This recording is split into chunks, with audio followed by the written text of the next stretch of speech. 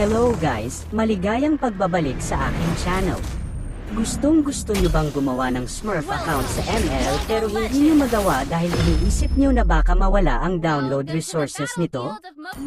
Kung tama ako ay napakaswerte nyo, dahil ang topic natin ngayon ay tungkol sa paggawa ng Smurf account sa Mobile Legends without losing resources. Ibig sabihin ay tuturuan ko kayong gumawa ng bagong account nang hindi na kailangang i-download ulit ang napakalaking resources. Dahil alam kong isa ito sa problema nating mga ML player, lalo na kung tayo ay nakadata lang.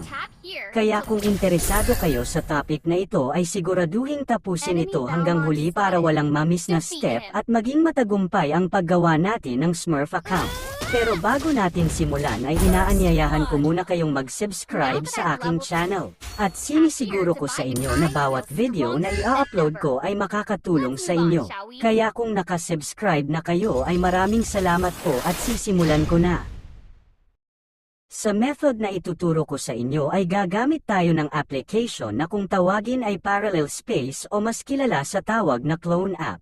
Kaya kailangan muna nating pumunta sa Play Store para i-download ang app na to. Search lang natin ang Clone App.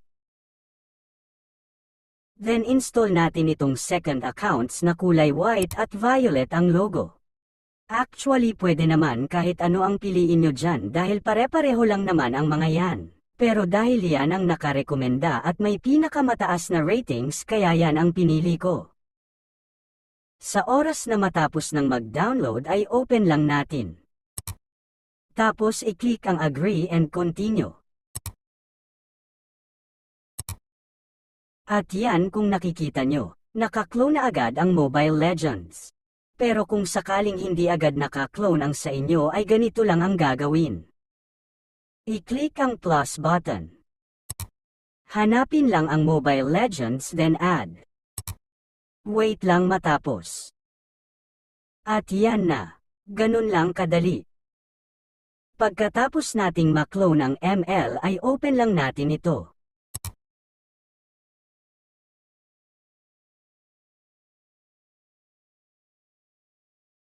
Paalala lang, bago kayo gumawa ng Smurf account ay siguraduhin yung nakakonect ang inyong main account sa kahit isa lang sa mga ito. Dahil kung gagawa kayo ng Smurf account tapos hindi nakakonect ang inyong main account sa kahit isa sa mga yan ay hindi nyo na ulit ito mabubuksan. Kaya kung hindi pa nakakonect ang main nyo ay i-connect nyo muna bago kayo gumawa ng Smurf. May mga video tayo tungkol dyan kung hindi nyo alam kung paano mag-connect. Ilalagay ko na lang ang mga link sa description ng video na to. At yan pwede na tayo mag-create character. Siyempre joke lang, hindi pa kayo makakagawa ng Smurf account kahit mag-create character na kayo.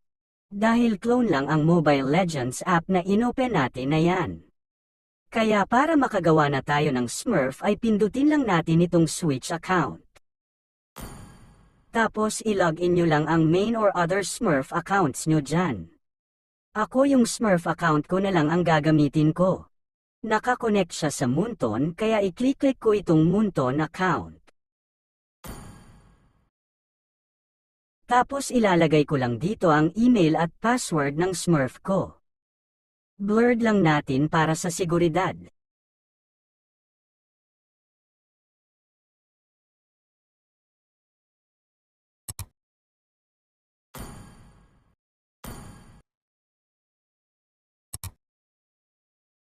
Huwag nga pala kayong magtaka kung medyo mabagal ang loading, dahil tulad nga ng sinabi ko ay clone lang ang app na yan. Pass forward na lang natin para hindi kayo mainip.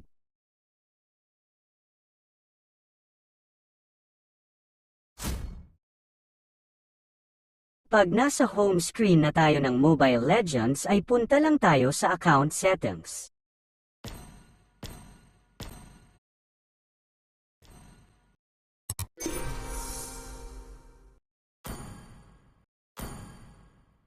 Kapag nandito na tayo sa account settings ay pindutin lang natin itong account center. Then disconnect all devices. Hintayin lang natin ang countdown bago i-confirm.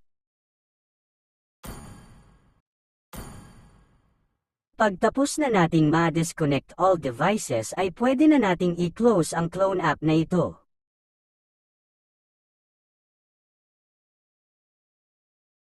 Tapos open naman natin ngayon ang ating original na Mobile Legends application.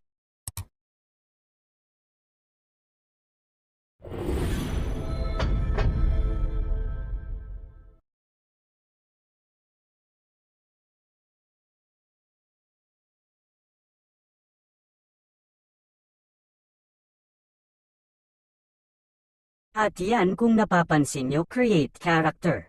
Ibig sabihin successful ang ginawa natin guys. Create character lang ako tapos ipapakita ko sa inyo ang patunay na hindi nawala ang resources ng ML ko.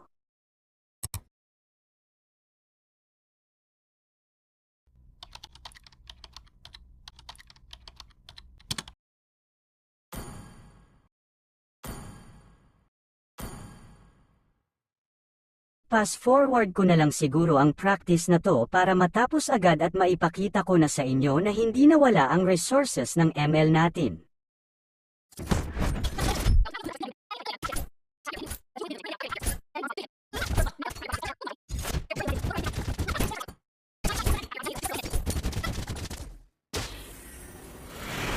Sa wakas natapos din. Punta na tayo sa home screen para i-check.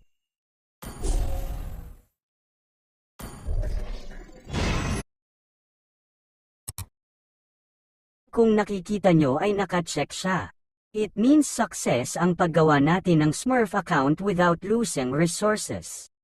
Sana ay nakasunod kayong lahat at matagumpay na nakagawa ng Smurf account. At kung may mga katanungan kayo ay huwag kayong mahiya, comment nyo lang yan sa baba para matulungan ko kayo. Bago ko tapusin ang video na ito ay gusto ko munang magpasalamat sa mga taong sumusuporta at susuporta pa lang. Sana ay dumami pa kayo. Kaya kung isa ka sa natulungan ng video na ito ay huwag ka na magdalawang isip mag-subscribe, dahil sinisiguro ko sa'yo na bawat video na i-upload ko ay makakatulong sa'yo. That's it for today. Kita-kita tayo ulit sa susunod na video.